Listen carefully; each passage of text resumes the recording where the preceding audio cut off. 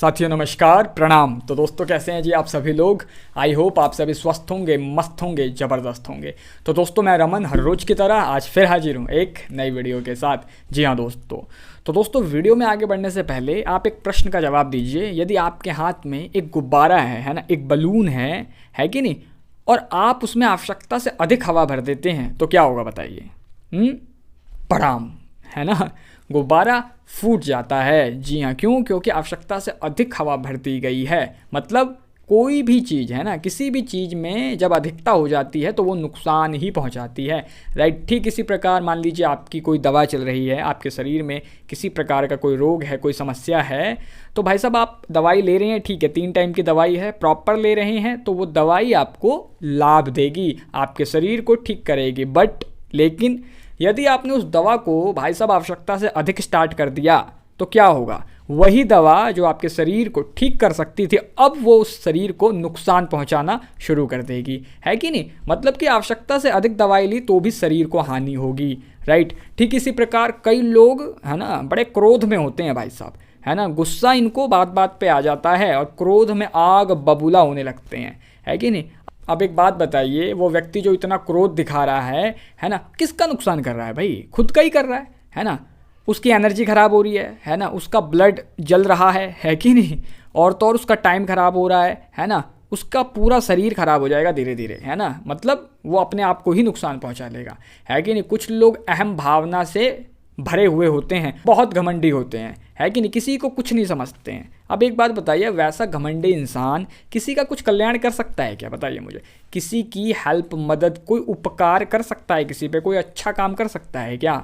नहीं, है ना। तो कहीं ना कहीं वो खुद को ही नुकसान पहुंचा रहा है, खुद को ही गंदे, बुरे और घटिया लोगों की श्रेणी में वो खुद को ही खड़ा कर लेता है, घमंड को अपने जीवन में लागू करके, है कि नहीं। तो दोस्तों कहीं ना कहीं किसी भी चीज़ में जब आप अधिकता करते हैं तो आपको नुकसान ही होता है ना। सामने वाले को हो ना हो वो अलग बात है ना, लेकिन आपको तो ज़रूर होगा ही होगा, ये बात फिक्स है ना। आप लिख लीजिए इसको। अब कुछ लोग होते हैं, आपने देखे होंगे भाई साहब, उन्हें केक बहुत पसंद है ना, पता चला दिन रात केक खा रहे हैं है कि नहीं। अब केक तो खा रहे हैं, लेकिन पता चला कुछ समय बाद अब उन्हें शारीरिक समस्याएं घेर लेती हैं, अब डॉक्टर के पास जाना पड़ता है। राइट। तो दोस्तों इसीलिए ना, मज़ा तो आता है, आप कुछ भी कीजिए, आपके मन को बड़ी संतुष्टि मिल रही है, लेकिन भाई साहब वो कहीं ना कहीं आपके लिए नुकसानदायक है। राइट। तो इसीलिए ना अति मत किया कीजिए। राइट। तो दोस्तों आपकी जानकारी के लिए बताना चाहता हूँ, इसी बात के संदर्भ में, जी हाँ, इसी अधिकता के संदर्भ में भारत के एक महान कवि हुए हैं रहीम जी। जी हाँ दोस्तों, रहीम जी ने एक बड़े ही सुंदर दोहे के माध्यम से ना सहजन, जी हाँ सहजन, मुनगा, है ना, मोरिंगा, आपने ये सुना होगा, सहजन की सब्जी भी बनाते हैं लोग। सहजन का उदाहरण देते हुए उन्होंने इस अधिकता के नुकसान के बारे में समाज को बताया है, समाज के सामने इस सुंदर से दोहे को रखा है। तो दोस्तों आइए हम भी इस सुंदर से दोहे को पढ़ लेते हैं, समझ लेते हैं, फिर इसके ऊपर डिस्कशन जारी रखेंगे। आइए। रहीमन अति न कीजिए, गही रहिए निज कानी, संजन अति फूलय तऊ, डार पात की हानि।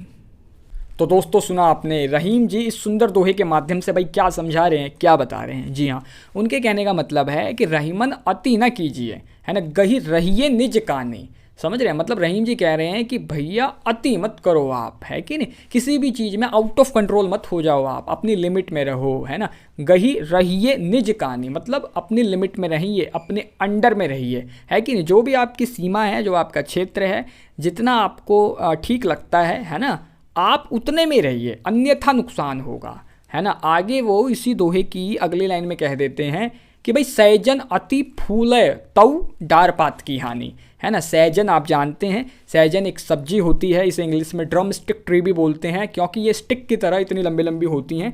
वैसे तो ये बहुत ऊपर तक जाती है कि नहीं, हाइट बहुत होती है इसकी। इसी का उदाहरण देते हुए रहीम जी कहते हैं कि सहजन अति फूले तऊ, मतलब कि जब सहजन अति फूले, जब ये बहुत फूलती है ना, बहुत मतलब फूलती फलती है, बहुत लंबी जाती है ना, सहजन अति फूले तो डार पात की हानि, तो ये अपने ही डाल के पत्तों को, फूलों को, फलों को नुकसान पहुंचाने लगती है। समझ रहे हैं आप मेरी बात को?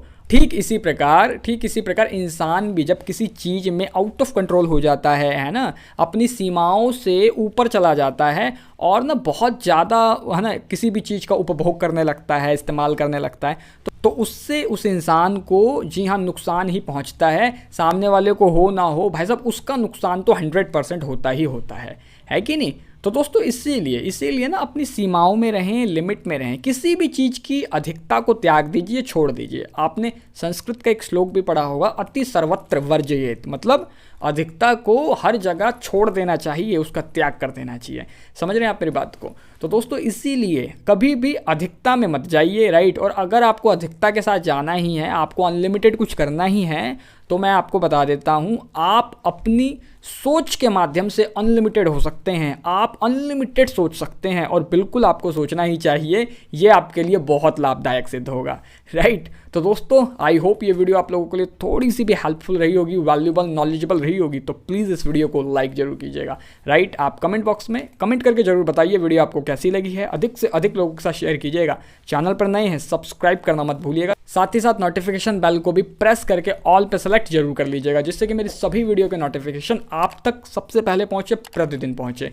क्योंकि मैं आप सभी के लिए प्रतिदिन पर डे एवरीडे कोई ना कोई श्लोक, दोहा, चौपाई या संत महापुरुषों की किसी न किसी वाणी या वचन के माध्यम से कोई ना कोई लर्निंग, सीख, सबक लेकर आता रहता हूँ।